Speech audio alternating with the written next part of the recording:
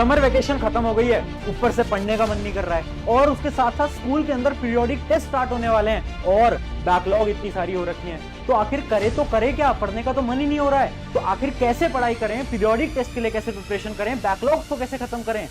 सो hi everyone, मेरा नाम है Prashant, mentor of thousands of students. देखो, जब तुम्हारी समर वेकेशन स्टार्ट हुई थी, कितनी सारी चीजें तुमने सोची थी कि समर वेकेशन के अंदर तो बैकलॉग खत्म कर लेंगे, है ना, इस समर वेकेशन को तो प्रोडक्टिव बनाएंगे, ये करेंगे, वो करेंगे, ये करेंगे। और अब जब खत्म हो गई है तो रियलाइज हो रहा है कि यार इतना सारा टाइम निकल गया है और समर वेकेशन के अंदर तो कुछ करा ही नहीं है। ऊपर से जब से समर वेकेशन खत्म हुई है ना, पढ़ने का मन नहीं हो रहा है ना। जब से खत्म हुई है आपने देखा होगा कि बिल्कुल भी पढ़ने का मन नहीं हो रहा है। उसके साथ साथ स्कूल के अंदर इतनी सारी बैकलॉग हो रखी है, पीरियोडिक टेस्ट आने वाले हैं, इतनी सारी चीजें दिमाग के अंदर चल रही है। हो रहा है ना।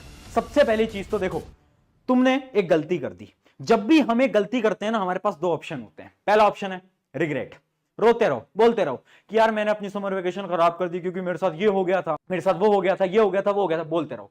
दूसरा ऑप्शन एक होता है कि जो हो गया सो हो गया, आज से मैं क्या कर सकता हूं, कर सकती हूं, उस पर फोकस लगाएं। पहले तो तुम चूज कर लो, रिग्रेट करना है करते रहो, वीडियो बंद करके चले जाओ, कोई फायदा नहीं है। बट अगर तुम्हें अब आगे क्या करना है, उस पर फोकस रहना है, तो ये वीडियो तुम्हारे लिए, ठीक है। अब बात करते हैं कि भैया पढ़ने का मन नहीं कर रहा है। देखो यार, किसी का भी पढ़ने का मन नहीं कर रहा है ना। ये तुम्हारे साथ नहीं हो रहा है, सबके साथ ही हो रहा है। जैसे ही समर वेकेशन खत्म होती है ना, तो किसी का पढ़ने का मन नहीं करता। क्यों नहीं करता? देखो, एक सिंपल सी थ्योरी समझाता हूं। आप जब आपके स्कूल चल रहे थे, जब स्कूल के अंदर जा रहे थे, ट्यूशन के अंदर जा रहे थे, ऑनलाइन क्लास ले रहे थे, तो आप डेली कम से कम 12 घंटे की पढ़ाई करते थे, क्योंकि स्कूल में 7-8 घंटे बिताते थे, फिर कोचिंग जाते थे, सेल्फ स्टडी करते थे, होमवर्क करते थे ना। अब मेहनत करते थे, आपकी बॉडी को मेहनत करने की आदत लगी हुई थी। अब हुआ क्या, समर वेकेशन स्टार्ट हुई, उसके बाद क्या हुआ, उसके बाद आपकी जो पढ़ने की आदत थी ये कम होती गई। सारा टाइम आप गेम खेल रहे हो, दोस्तों से बात कर रहे हो, नेटफ्लिक्स पे सीरीज देख रहे हो, यही कर रहे थे ना। तो ये जो 12 घंटे से डायरेक्ट ये टाइम 2 से 3 घंटे पे आ गया, है ना। और कुछ बच्चों का तो शायद 0 पे भी चला गया होगा। अब हुआ क्या कि आपकी बॉडी को अब आदत नहीं है काम करने की, आपके इस दिमाग को आदत नहीं है पढ़ने की। अब तुम बोलोगे कि 12 घंटे पढ़ाई करो, नहीं होगी। कैसे? तुम स्कूल पे भी फोकस नहीं जाएगा तुम्हारा, ट्यूशन छोड़ो, स्कूल पे भी तुम्हारा फोकस नहीं जाएगा। अब भैया इसका सोल्यूशन क्या है? सोल्यूशन है आदत लगानी पड़ेगी, ठीक है। पहले तो खुद पे ये मानो कि ये प्रॉब्लम तुम्हारी नहीं है, ये प्रॉब्लम सबकी है ना। तो खुद के लिए ऐसा मत सोचो कि ये मेरे साथ ही हो रहा है, नहीं, सबके साथ होता है। जब भी समर वेकेशन खत्म होती है, किसी का फोकस नहीं लगता, टाइम लगेगा, हाँ 10-15 दिन लगेंगे, धीरे आप फोकस पे वापस आ जाओगे। बट आपको कंटिन्यूस पढ़ना पड़ेगा। अगर तुमने पढ़ाई छोड़ दी ना बीच में कि यार नहीं, छोड़ो, नहीं मन ही नहीं हो रहा तो क्या करूंगा पढ़ के, क्या करूंगी पढ़ के, तो कुछ नहीं हो पाएगा। कंटिन्यूस फोकस लगा के रखो, धीरे चीजें होती रहेगी। अगली चीज पे आते हैं बैकलॉग पे। भैया बैकलॉग कैसे होगी? इतनी सारी बैकलॉग है, पीरियोडिक टेस्ट आ रहे हैं, क्या सोल्यूशन है आप वो बताओ। देखो, बैकलॉग को क्लियर करने का 4 स्टेप का एक प्रोसेस होता है, बट उसको समझाने से पहले एक छोटे से एग्जांपल से समझते हैं। इमेजिन करो तुम्हें एक रेस दौड़नी है और उस रेस का जो डिस्टेंस है वो है 2 किलोमीटर, ठीक है, 2 किलोमीटर, और आपको मिले थे 30 मिनट। बट हुआ क्या कि जो शुरू के 15 मिनट थे ना, उसमें आपने नींद ले ली, आपने आलस कर लिया, आपने बोला कि यार मन नहीं कर रहा, ये काम कभी और करेंगे, आज नहीं दौड़ते, 15 मिनट बाद दौड़ेंगे। आप ऐसा सोचने लग गए, है ना। आपके दिमाग ने आपको एक चक्रव्यूह के अंदर फंसा दिया। अब आपने बोला ठीक है यार, 15 मिनट बाद दौड़ेंगे, क्या करेंगे, तो आपने अपने 15 मिनट खराब कर दिए। अब आपकी नींद खुली और अब आया कि यार 2 किलोमीटर दौड़ना है, 15 मिनट बचे हैं, क्या करोगे, क्या सोल्यूशन है? अब तुम्हें तेज दौड़ना पड़ेगा ना, यही तो सोल्यूशन है। पहले तुम धीरे दौड़ते, अब तुम्हें 15 मिनट के अंदर 2 किलोमीटर कवर करने हैं, यानी अब तुम्हें तेज स्पीड से दौड़ना पड़ेगा, है ना। अब यही प्रॉब्लम अपनी स्टडीज में लगाओ। प्रॉब्लम क्या है? बैकलॉग क्या होती है कि पुराने तुमने कुछ गलतियां करी और तुम अच्छी तरीके से नहीं पढ़ पाए, तो अब तुम्हें ज्यादा मेहनत करनी पड़ेगी, ज्यादा स्पीड से काम करना पड़ेगा।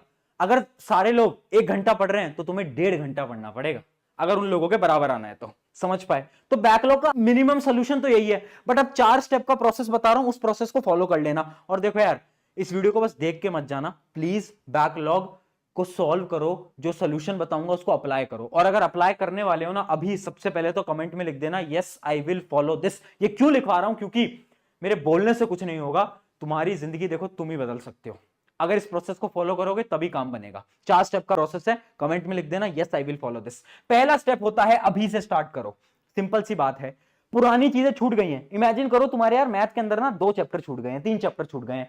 अब क्या करो भैया, 3 चैप्टर छूट गए हैं। अरे भाई 3 चैप्टर को साइड में रखो, तुम फोकस करो आगे वाले चैप्टर पे, जो आज तुम्हारी क्लास में कराया जा रहा है। मान लो चैप्टर नंबर 4 कराया जा रहा है, उस पर फोकस करो। 3 चैप्टर छूट गए हैं, उसको अलग रखो, चौथे चैप्टर से पढ़ना स्टार्ट करो, क्योंकि तुम्हें अपनी क्लास की रफ्तार में आना पड़ेगा। जहां से तुम्हारे ट्यूशन है, स्कूल में पढ़ाया जा रहा है, तुम्हें वहां से पढ़ना शुरू करना पड़ेगा। अगर तुम ये सोच रहे हो ना, नहीं नहीं पहले तो ना भैया वो 3 चैप्टर खत्म करेंगे, रिकॉर्डेड वीडियो देखेंगे, 3 चैप्टर करेंगे, फिर चौथे पे आएंगे, कभी नहीं आ पाओगे, कभी नहीं आ पाओगे। लिख के ले लो, पिछले 3-4 साल से पढ़ा रहा हूं मैं, देख रहा हूं। ठीक है, तो यहां से स्टार्ट करना पड़ेगा। तो अभी से स्टार्ट करो, जहां से पढ़ाई हो रही है वहां से स्टार्ट करो। प्रीवियस जो तुम्हारा छूट चुका है उसको साइड रखो।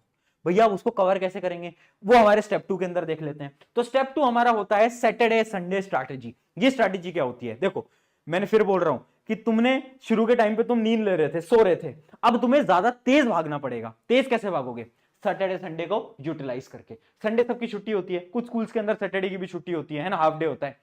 तो ये जो 2 दिन है ना, इनका फायदा उठाओ, इनके अंदर बैठ के अपनी बैकलॉग कंप्लीट करो। इन दिनों के अंदर आपको 3 से 4 घंटे पढ़ाई करनी पड़ेगी। ठीक है, 3 से 4 घंटे आप पढ़ाई कर सकते हो, क्योंकि स्कूल नहीं जाना। जिस दिन स्कूल नहीं जाना 3-4 घंटा देना मुश्किल है क्या, नहीं है। 3-4 घंटे आराम से दे सकते हो, और इन दिनों के अंदर केवल अपना फोकस रखो बैकलॉग कंप्लीशन। वो जो पुराने चैप्टर बच्चे हुए हैं, सिर्फ सैटरडे संडे को बैठो और कंप्लीट करो। सिर्फ अगर आप सैटरडे संडे रूल को फॉलो करोगे ना, अगले 1 महीने तक आपकी जितनी भी बैकलॉग्स थी ना, आप देखोगे सारी बैकलॉग्स खत्म होती जा रही हैं और कॉन्फिडेंस भी आता जा रहा है। तो इस वजह से सैटरडे संडे स्ट्रैटेजी का यूज करो। थोड़ी ज्यादा मेहनत करनी पड़ेगी, बिल्कुल करनी पड़ेगी, बट जो तुमने पुराने गलतियां करी हैं, उन गलतियों को अगर तुम्हें खत्म करना है तो मेहनत करनी पड़ेगी। अगला आता है मेरा स्टेप नंबर 3। स्टेप नंबर 3 है स्लो स्टार्ट। देखो यार, तुम्हें थोड़ा धीरे भागना है। मैं ये नहीं बोल रहा कि तुम भागो मत, मैं ये बोल रहा हूं कि नॉर्मल स्पीड में भागो। तुम्हें बिल्कुल पूरी एनर्जी नहीं लगा देनी है। अब इमेजिन करो, तुम्हें 15 मिनट के अंदर कितना दौड़ना है, तुम्हें 2 किलोमीटर दौड़ना है। अब इमेजिन करो, तुमने शुरू के 5 मिनट में ही अपनी सारी एनर्जी लगा दी, है ना। उस 5 मिनट के अंदर तुमने अपनी पूरी एनर्जी लगा दी, और इमेजिन करो तुम 1.5 किलोमीटर दौड़ भी लिए, तो उसका कोई फायदा है क्या, नहीं ना। 5 मिनट के अंदर तुमने पूरी एनर्जी लगा दी, तुम 1.5 किलोमीटर दौड़ लिए, उससे कोई फायदा नहीं। फिनिशिंग लाइन तक तो तुम नहीं पहुंच पाए ना, और 5 मिनट के अंदर तुम्हारी एनर्जी खत्म हो गई। सेम गलती तुम्हें अपनी पढ़ाई में नहीं करनी है। हम क्या करते हैं ना, मोटिवेटेड होकर हम पूरी एनर्जी लगाने की कोशिश करते हैं। हम सोचते हैं कि यार अभी से ऐसा टाइम टेबल बनाएंगे, एक ऐसा टाइम टेबल जो कि बहुत खतरनाक होगा, एक ऐसा टाइम टेबल जिसमें कि मैं 10 घंटे पढ़ाई करूंगा, है ना। सोच रहे हो ना, सैटरडे को तो 12 घंटे पढ़ाई कर जाऊंगा मैं, तो सोच रहे हो ना। ऐसा मत करना, ऐसा मत करना, है ना। आपको पूरे साल भर पढ़ना है, अभी और भी टाइम है जिसमें आपको पढ़ाई करनी है। तो प्लीज ऐसी गलती मत करना। नॉर्मल पढ़ो, नॉर्मल पढ़ो, ठीक है। दिन में 1 घंटा, 2 घंटा, 3 घंटा, 4 घंटा, बस। इससे ज्यादा पढ़ने की 9th और 10th में कोई जरूरत नहीं है, कोई जरूरत नहीं है। सिलेबस आराम से कंप्लीट हो जाएगा। ये है मेरा स्टेप नंबर 3। और लास्ट स्टेप क्या है, लास्ट स्टेप है डीप स्टडी। देखो जो भी पढ़ रहे हो, डीप पढ़ो। अगर तुम्हें ऐसा लग रहा है कि तुम बस थ्योरी पढ़ लोगे, काम हो जाएगा, कोई फायदा नहीं है। पढ़ रहे हो तो डीप पढ़ो, क्वेश्चन प्रैक्टिस करो, प्रीवियस ईयर क्वेश्चन करो, थ्योरी पढ़ो, एनसीईआरटी पढ़ो। अगर ऐसे पढ़ सकते हो तभी एक चैप्टर को कंप्लीट करना, क्योंकि अभी तो तुम पढ़ लोगे ऊपर ऊपर से, बाद में जब बोर्ड एग्जाम आएंगे, बोर्ड एग्जाम में तुमसे डीप क्वेश्चन पूछे जाएंगे, तब क्या करोगे, है ना। या फिर क्लास 9th वाले जो स्टूडेंट है, उनके स्कूल के एग्जाम होंगे, फाइनल एग्जाम, तब क्या करोगे। तो इस वजह से अभी से ही डीप स्टडी करनी है ना। तेज भागने के चक्कर में ये मत सोचना कि ऊपर ऊपर से पढ़ लेते हैं, नहीं, वो नहीं करना है, ठीक है।